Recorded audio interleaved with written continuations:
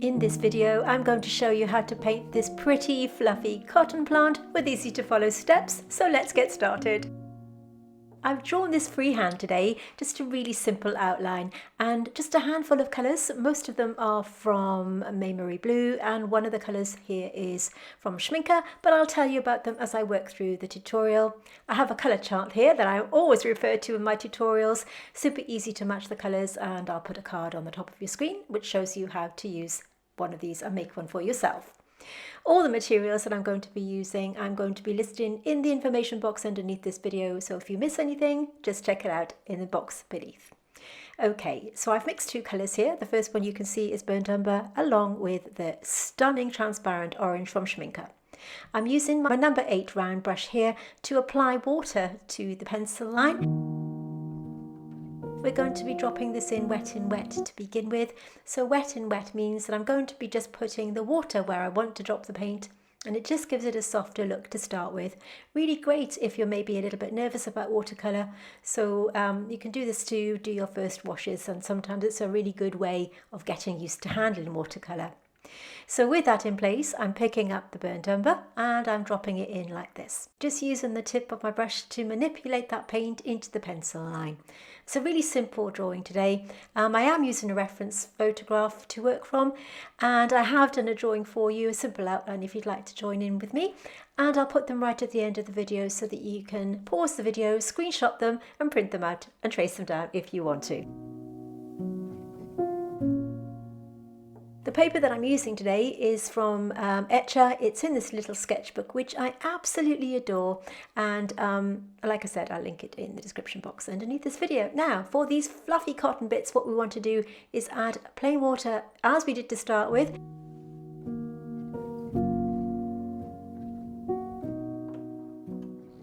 Just using a random shape, leaving little gaps in the paper here and there. You can see that water glistening on the paper where I'm applying it.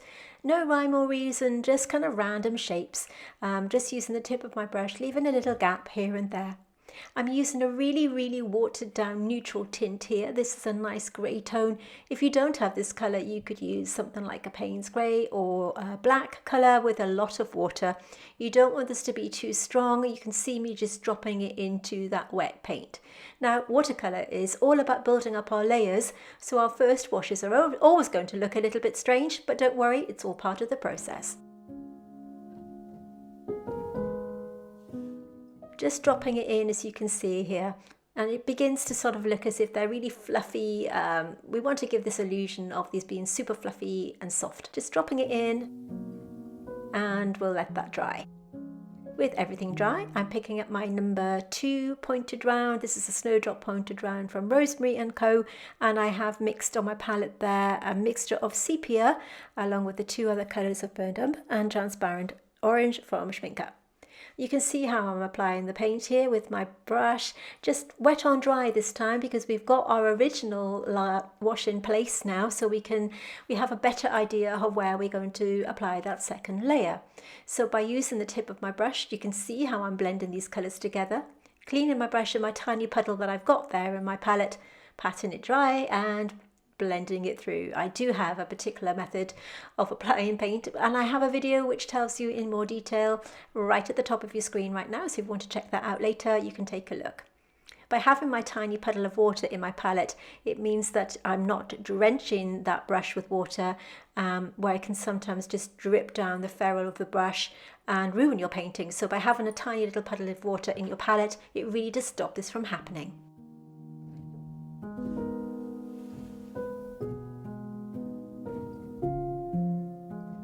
If you're new to my channel, we do have new tutorials every Tuesday. If this is something that appeals to you, you might want to consider subscribing to my channel and hitting that little bell on the side there so that you'll be notified every time I upload a new video, so you won't miss out. If you are enjoying this video, could I please ask you to hit the like button? It's a way of you letting YouTube know that you're enjoying what you see, and it means more people can see it, and it would really help me out, and I'd really appreciate that. You can see how I'm just mixing the colours on the paper this time. I'm applying the burnt umber and dropping in a tiny bit of that transparent orange and just merging them together with my brush in the method that I've described earlier on or in the video above.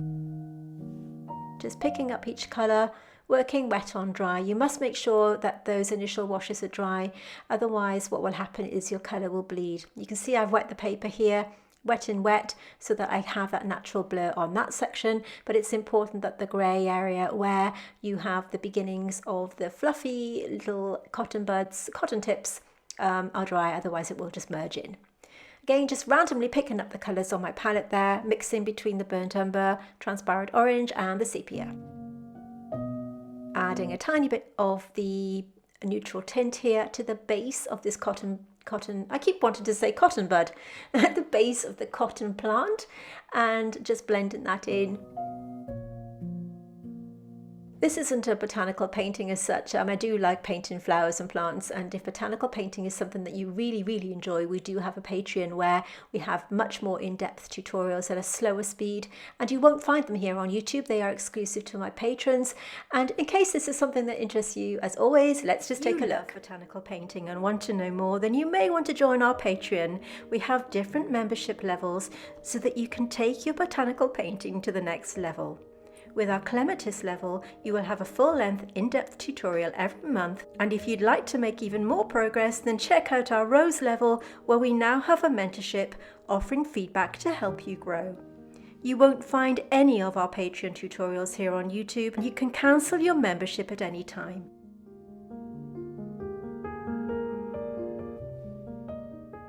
So if you want to take your botanical painting to the next level, then take a look. I'll put the link in the description underneath this video.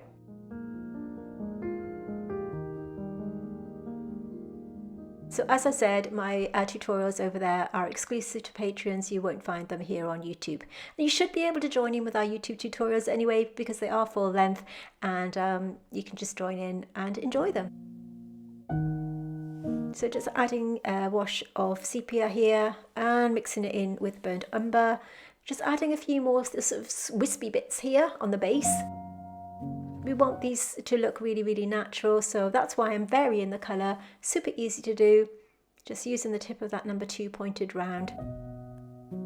These brushes are from Rosemary & Co, and they're lovely. I use this one all the time in my tutorials.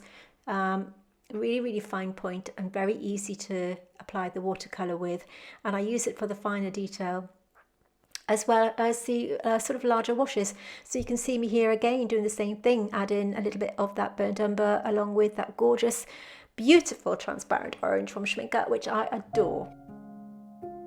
Just adding that darker value to the base of the stem here.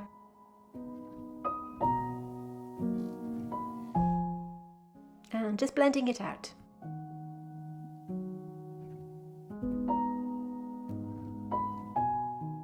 Once again, adding a bit of water there and dropping in that neutral tint. So we want to start to build up the value now on the cotton fluffy bits of the plant, because they were looking too flat. Everything's dry now, and as I said, I'm using this gorgeous sketchbook from Etcher, and I couldn't help but show you this magnolia that we've done here. This is actually a tutorial, and I'll link it on the top of your screen. It would be rude not to. Okay, carrying on, just applying this paint, just applying the water and dropping in the neutral tint once again. We want these to look fluffy, so we're just randomly dropping in the water and the paint.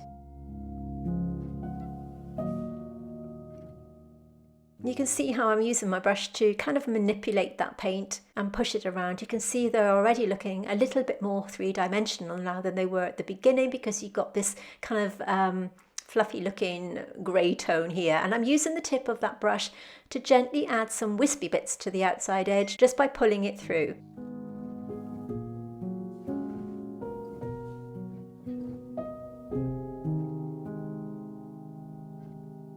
I accidentally splashed some paint onto my watercolour paper, so I'm using a magic eraser there just to clean that off.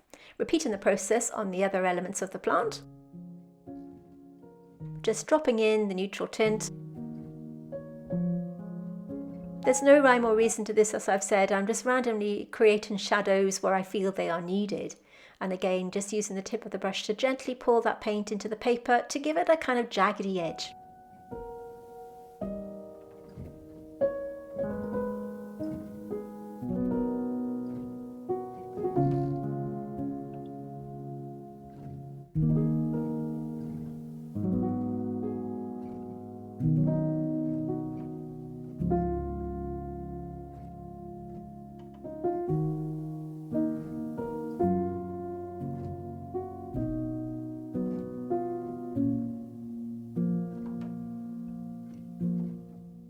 Again, wet and wet at the bottom part here, and dropping in more of that neutral tint.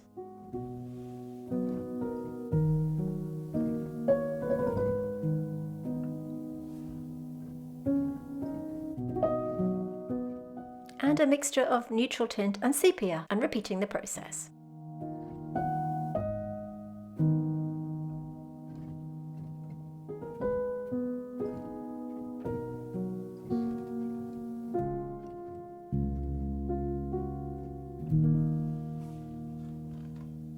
I'm glazing over the entire thing with some plain water. Everything's dry, so I want to unify everything, and this is something I do quite a lot in my tutorials, but you must let it dry before you go on to the next stage. So here I'm using a thicker mix of the sepia and going over the little spiky bits there. I decided to switch down to my Tintoretto brush for this. This is a liner brush. Although the number 2 pointed round would have done just a good a job, I did feel that it needed something a little bit finer, and this brush works really, really well for adding some really super fine detail, which is what I'm doing here. Notice how I'm picking up the colours from my palette and gently outlining the areas that I've done, at the same time adding a little bit of veining. Again, this is very random. I'm not copying the photograph, I'm just kind of using my discretion and adding the detail where I see fit. Leaving a little bit of a gap in between each line so that you can still see that original colour come through underneath, and deciding to add a few more wispy bits with the tip of my brush. As I said earlier on, all the materials, including the paints, the palette and the brushes and the paper, I will put in the description box underneath this video in case you want to check them out for yourselves. Many of them come from Jackson's, where I buy my supplies, and if you are a first time purchaser there, you will get a 10% discount, I believe, so do check them out.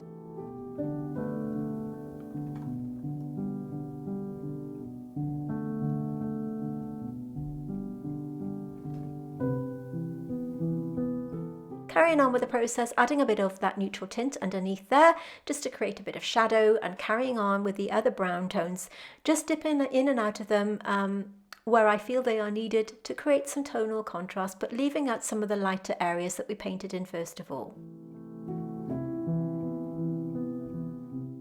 Adding a bit more of that gorgeous burnt umber and outlining some more of the underside of the cotton plant.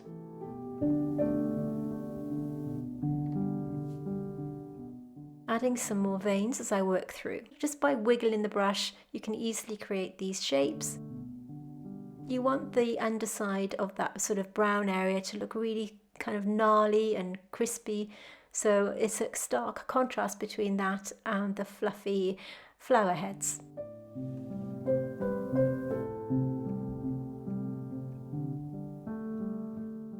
Just adding a bit more of that orange tone and darkening the values here, as you can see the colours that I'm picking up. I've gone back up to my number 2 pointed around here just to add an outside edge to the stem, and blending it in with my damp brush, just by using the kind of soft wiggly motion.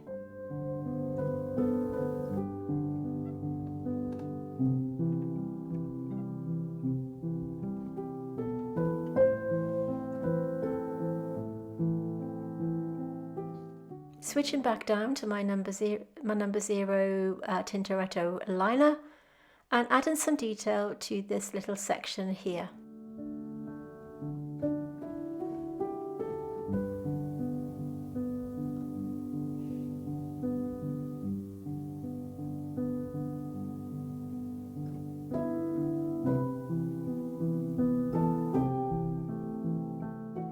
And just circling around the base of that section to add a bit of detail, and continuing the process outlining these little sections at the base of the flower, and just adding some veins just randomly, creating a bit of interest as I work through.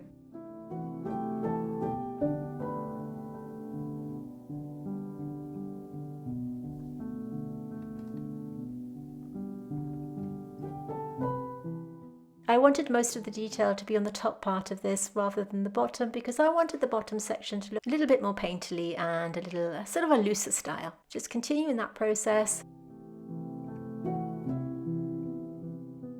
Adding a bit more of that transparent orange by glazing over what I've already done. As I said, the reference photograph and a simpler outline will be put at the very end of this video. The reference photograph is, I haven't gone strictly to the photograph, I've just kind of made this up and used it as a sort of, just a guide really. So you're welcome to have a look at that and work along with me if you want to. Carrying on with the process, just sharpening up a few pieces here and there, just using the tip of my brush there.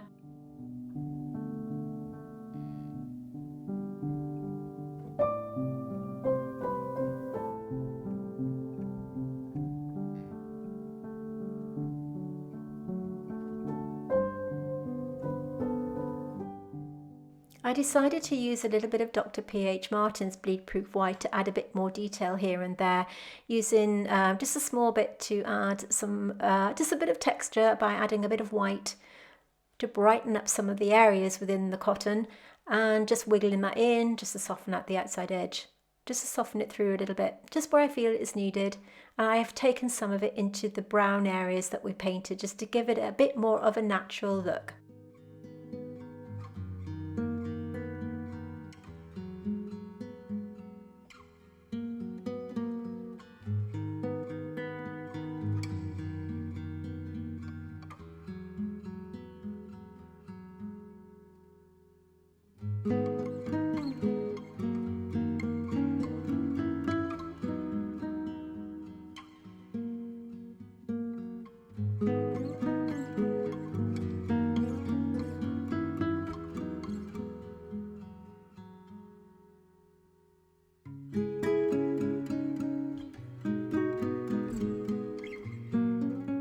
And just carrying on until it's finished. So here's the finished painting. Let me know what you think.